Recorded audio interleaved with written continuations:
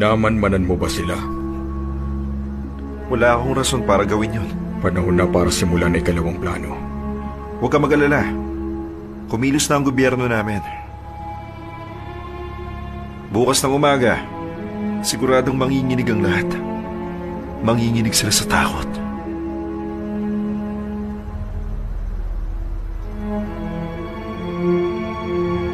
Mga manonood, upang manatili ang seguridad at kalayaan ng North Korea, magkakaroon ng gobyerno ng paghahanda.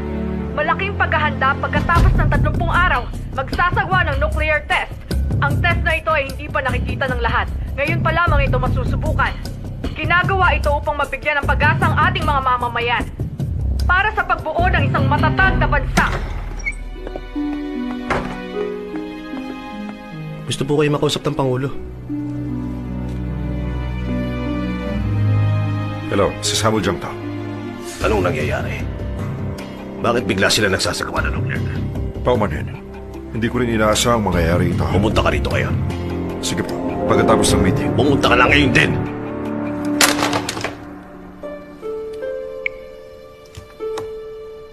Nagpaplano na kami magkita tapos gagawa sila ng nuclear test. Iniisip pa nilang matatakot tayo sa gagawin nila.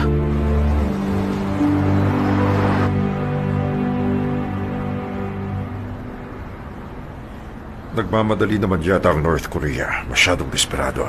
Ngayon lang ulit sila kumilos ang mabilis. Bakit?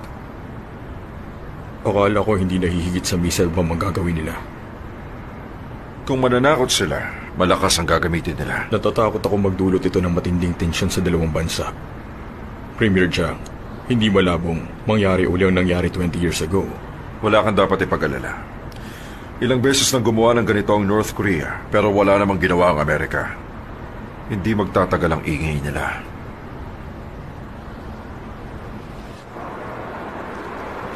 Bumagsak ang stock market matapos mag-anunsyo ang North Korea sa gagawing nuclear test. Pero karamihan sa mamamayan ng South Korea ay hindi nababahala. Sa ngayon, wala pang panig-baying na nauulat. Taliwas ito sa nararamdaman ng mga taong nakaupo sa gobyerno. Samantalang ang iba naman ay nababahala sa kakulangan ng seguridad ng ating bansa.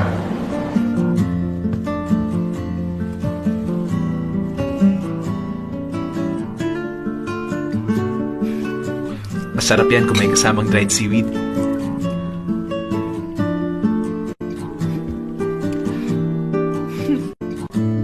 Masarap nga. Ikaw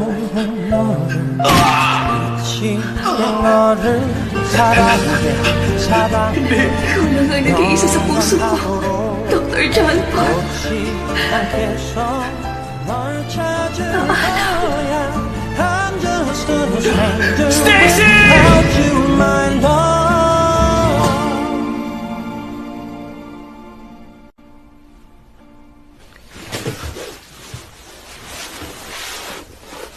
Stacy.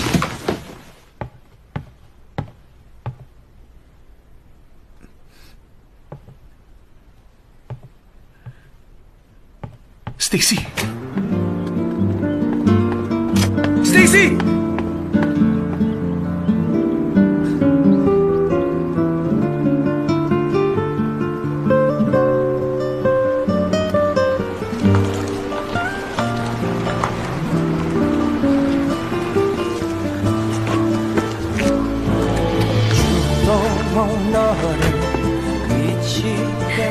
O bakit? Wala na. 영원하도록 꽃이 향해서 널 찾을 거야. Ibaba mo na ako. Huwag kang malikot. John!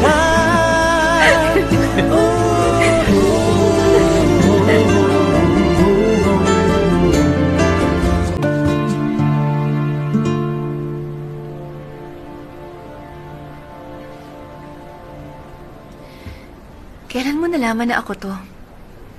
Nung una kita makita.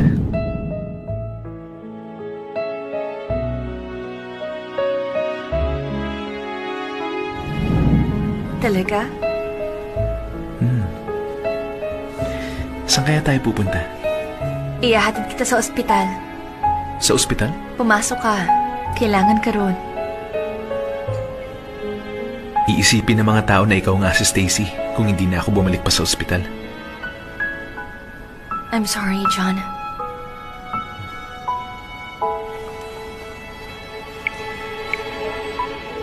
Oo, si Henry Moon ito. Hoy, John Park! Sige, sige. Ha? Sige lang, mamaya ka pa? Nag-opera kasi ako hanggang madaling araw. Sige, sige, pagbibigyan kita ngayon. Ha?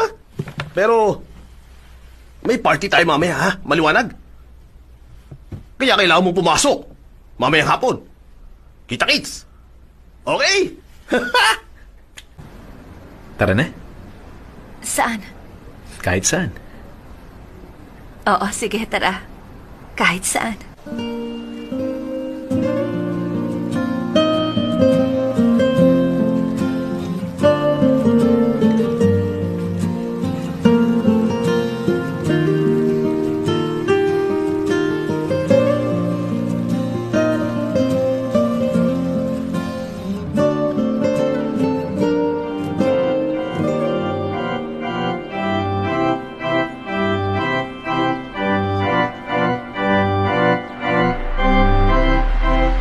이 길의 끝에서 낯선 길의 끝에서 나를 찾으면 넌 울고 있겠지 네 말은 녹슬어 버린 사랑 하나 넌 기다리겠지 이 길의 끝에서 이 낯선 곳에서 나를 부르면 숨어있을 널 Okay ba? 사랑할 거야 어디에 있던지 Ganito.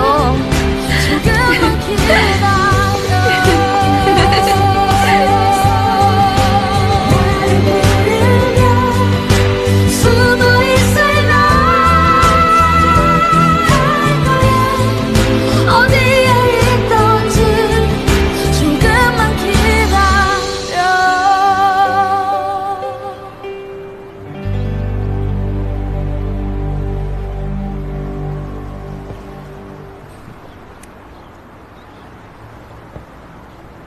Okay.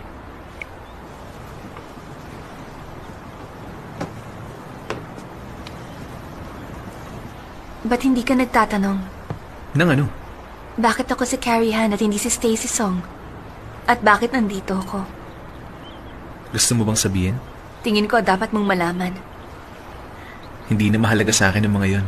Pero mahalaga sa akin. Ang importante ngayon ay kasama na kita. John, Tama na, may pupuntahan pa tayo. Sakay. pupunta ba tayong ospital? Basta sumakay ka na lang.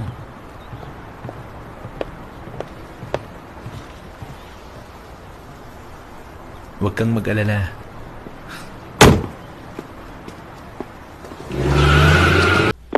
Oh, hello.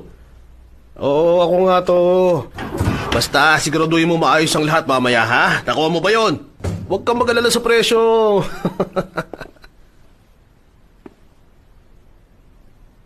Anong ginagawa mo rito? Sa akin ang office na to dati. Hindi ko gusto ang pagkakaayos mo. Kaya naisip kong baguhin ng konti. Office ko to. Lumabas ka na. Sa'yo pa nga tong office.